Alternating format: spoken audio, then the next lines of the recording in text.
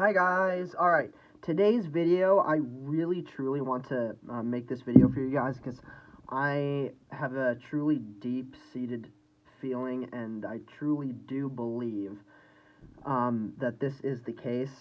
So today's video will be about why I truly think, and honestly, I truly do know that Hurricane Eta was a Category 5 hurricane in the end, and that I truly have no reason to I don't have any reason to think why the NHC didn't up it to a Category 5. I have no idea why, really, honestly, because even though they didn't have the recon data, it so clearly was by all other evidence, with the way it looked, with the satellite imagery, how cold the cloud tops were. So we're gonna take a look into seeing around that time frame where Hurricane Eta, the hurricane hunters end up finding the peak intensity that it still is currently showed at as 150 miles per hour, and see why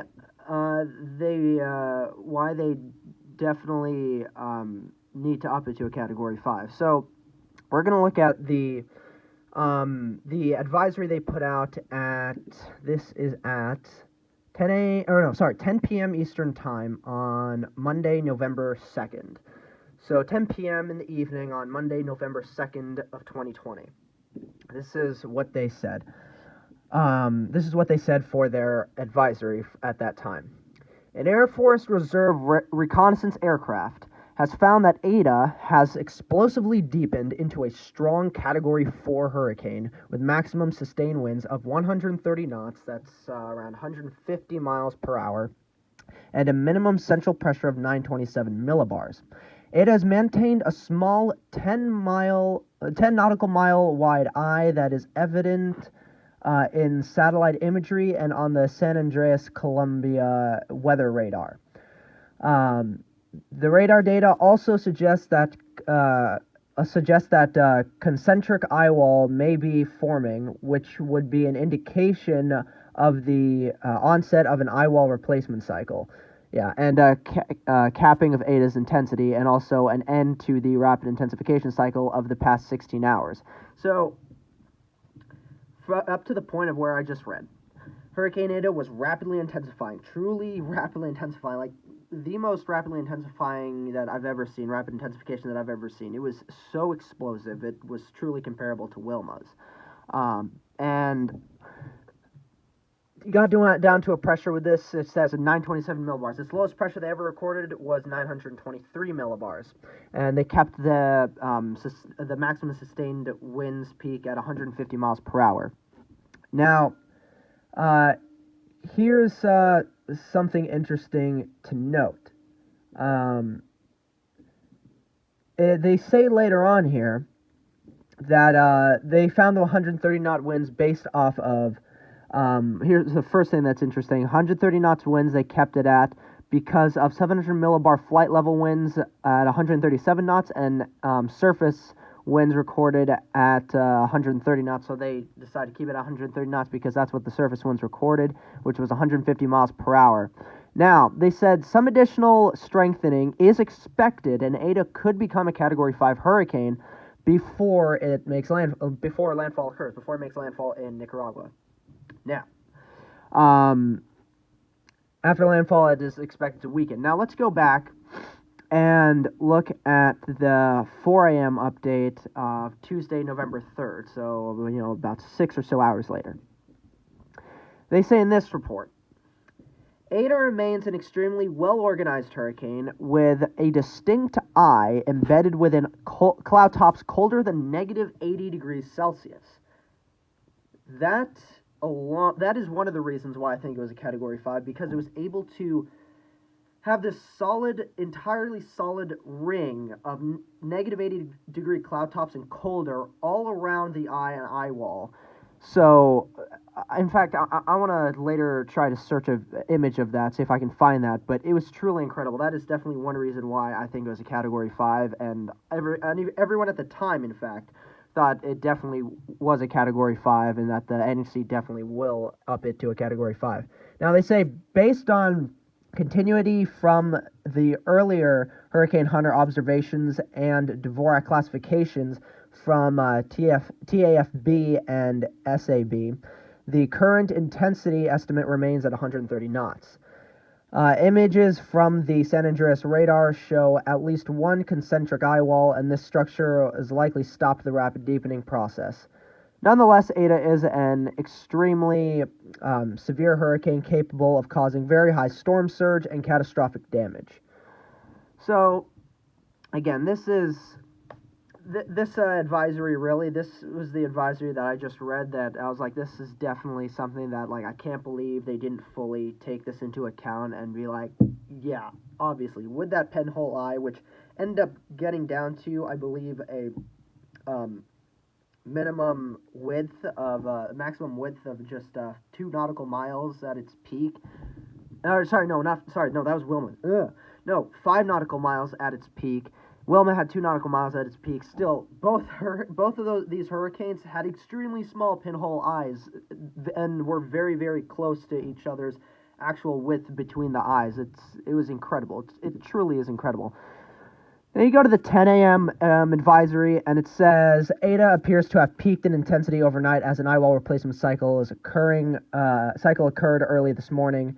Radar data from the San Andreas weather site revealed concentric eye walls, and the last images received from that radar early this morning suggests that the inner eye wall had weakened. So, by literally overnight, that Monday, November 2nd, through Tuesday, November 3rd, as everyone was waking up, that was that time period where Eta had made its peak intensity, which obviously it definitely did.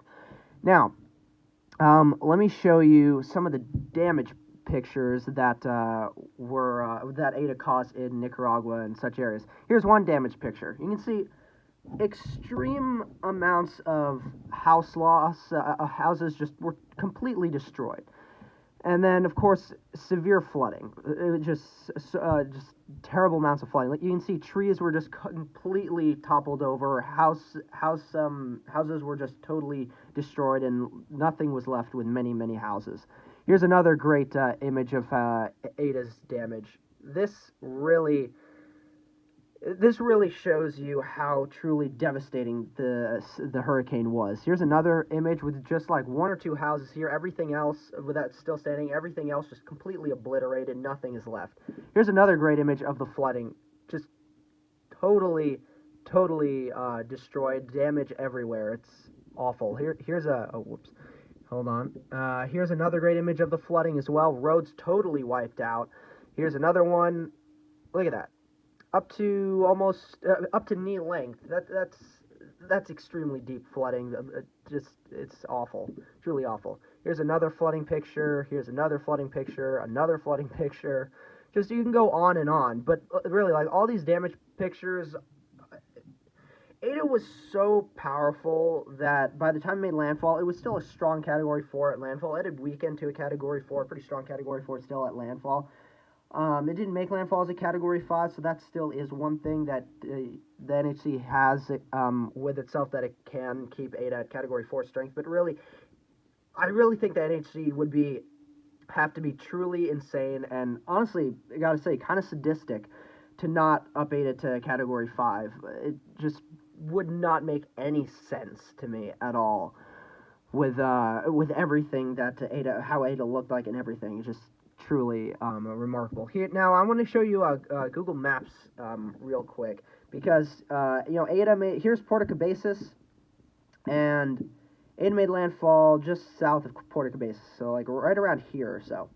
Here's this island off of Nicaragua. This is a reserve, a biological reserve. And as Hurricane Eta it was moving to the west, and then it started to curve down to the southwest as it was explosively intensifying and got to its peak intensity and such. Now, I think this land area, has the best shot of land observations of damages that could potentially support the fact that Eta was a Category 5 and potentially did cause damages supportive of Category 5. So, Again, that's going to be very, very interesting, something very, very interesting to see. Now, there are these two islands down here. I thought Hurricane Eta had gone to the southwest, or kind of dipped to the southwest a bit farther out, and potentially this island especially had some potential of being supportive of having damages of a Category 5, but possibly not, since it went down to the southwest more around here, closer to this island. So again, that'll be very, very interesting to see. So honestly, I think there may possibly be some land damages from this island, possibly, to support that Hurricane Eta was a Category 5. Now I want to take you to Hurricane Eta's Wikipedia page. First off, I want to show you this image. This image shows the sea surface temperatures in the Caribbean around the time that Eta was occurring, and when it explosively intensified to a Category 4 and it got to its peak intensity and such. These temperatures are extremely warm, pretty much up to around 30 to 32 degrees Celsius. That's that is extremely warm. 80 plus degrees Fahrenheit waters. It's insane. No, actually, 26 degrees Celsius, I believe, is 80 degrees Fahrenheit. So this is well above that. That's even like 90s. That's 90s Fahrenheit in sea surface temperatures. 90 degree Fahrenheit sea surface temperatures. So that is well supportive of the fact that Eta definitely explosively intensified. That really helped it. Now, that really, of course, again, that obviously really helped it explosively intensify and become a Category 4 monster. Here's the image of when Eta was at peak intensity. Look at that. Look at that. That honestly, to me, looks way better than how Wilma looked at peak intensity. And Wilma was a 185 mile per hour Category 5 with a pinhole eye. This is a hurricane that has a 5 nautical mile pinhole eye and looks super, super symmetrical. I mean, it's insane. Great outflow and inflow. I mean, you would honestly, you would have to be insane to say this isn't a Category 5. Like, I don't understand how anyone is able to defend the NHC as saying that Eta was not a Category 5. This image alone should be to everyone, be like, whoa, this truly was a Category 5. This is a monster of a storm. I mean, I have no words to you people who just don't think it was a Category 5. I just, really. And then down here, they were saying,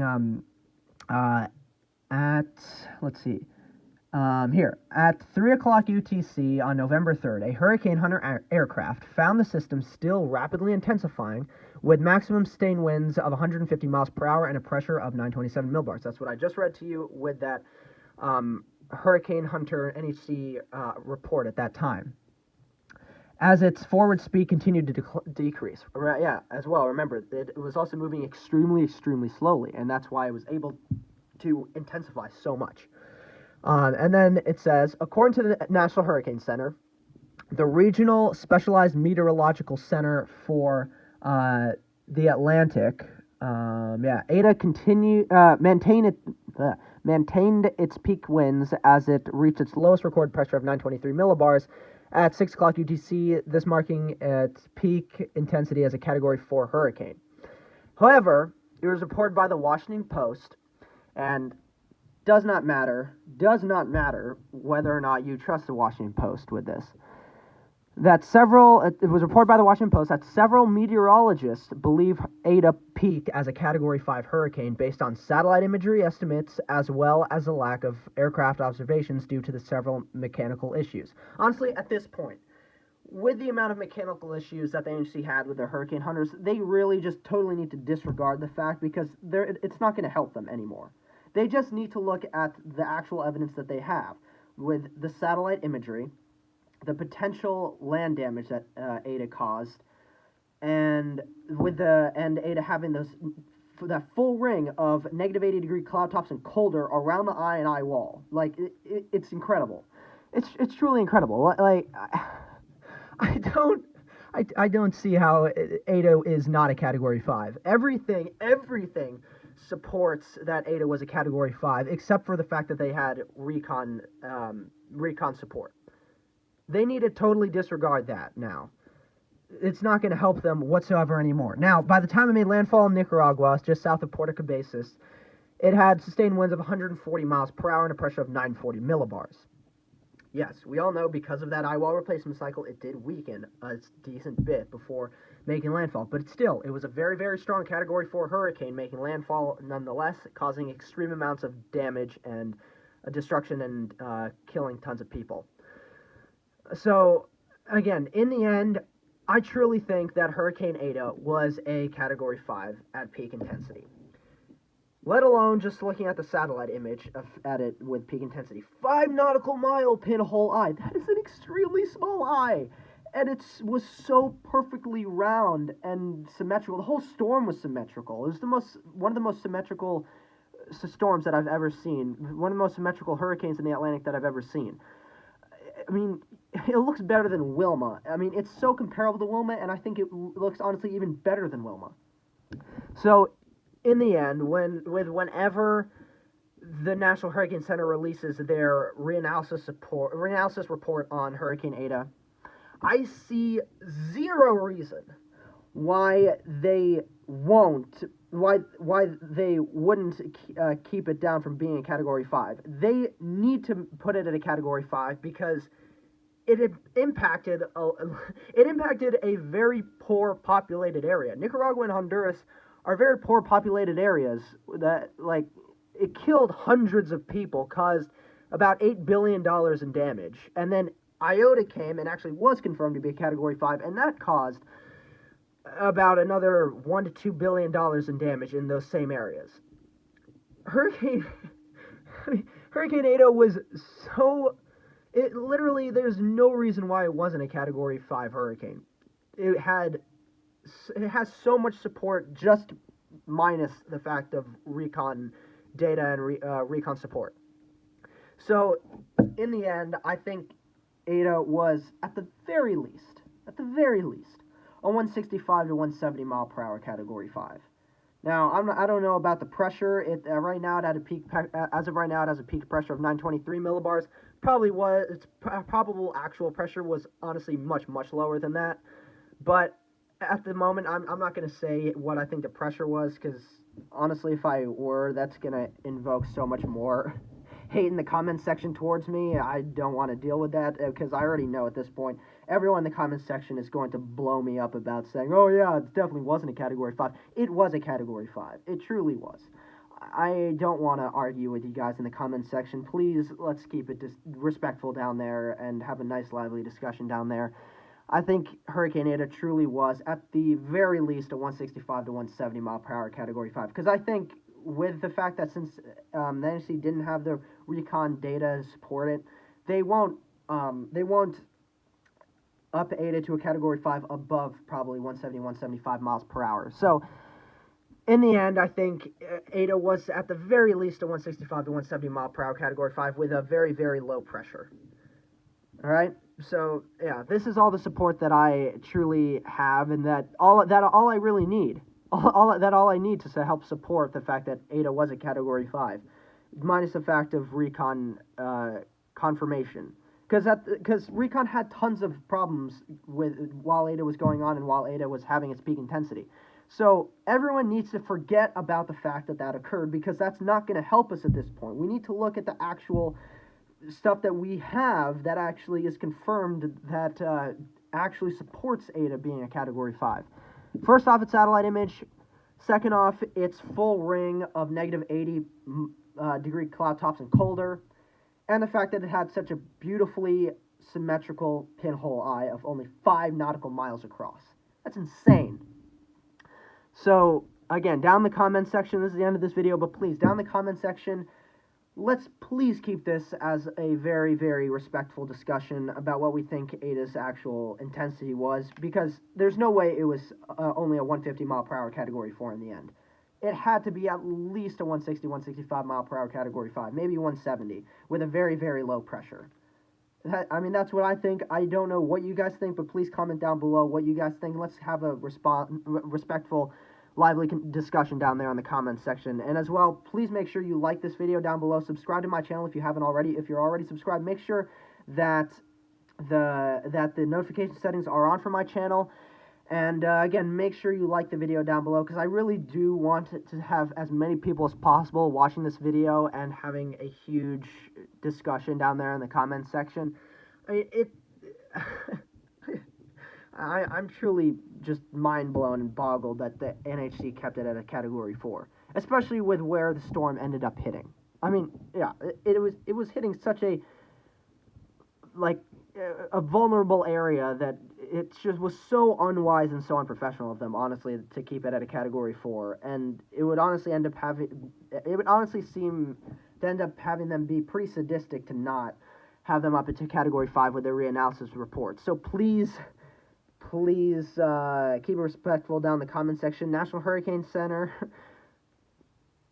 for everyone's sake, especially the people that were affected by this storm down in Central America, please up it to a Category 5, because, I mean, it would just be truly wrong not to. That's it for today's video, guys. I really hope you enjoyed this video, because this was honestly very fun to make for me, and I really wanted to get my feelings out about this storm, and give my true, actual thoughts about this storm. So, again, let's keep that conversation down in the comment section very respectful. I really want to know what you guys think about this storm, what you guys truly think its peak intensity was. What really actually put what you truly think its peak intensity was. I don't want any of this like, oh yeah, I still think it was a Category 4. No, actually truly put what you think its true intensity was, because it definitely was not a Category 4. We all truly deeply know that. I truly deeply think that all of us know that it was not a strong Category 4 in the end at peak intensity. There's no possible way on any level that it was. So again, please make sure to keep the comments down below respectful. Let's have a nice, respectful, lively discussion down there in the comments section. Please make sure to like the video down below, and again, subscribe to my channel if you haven't already, and I'll see you guys in the next video. Bye.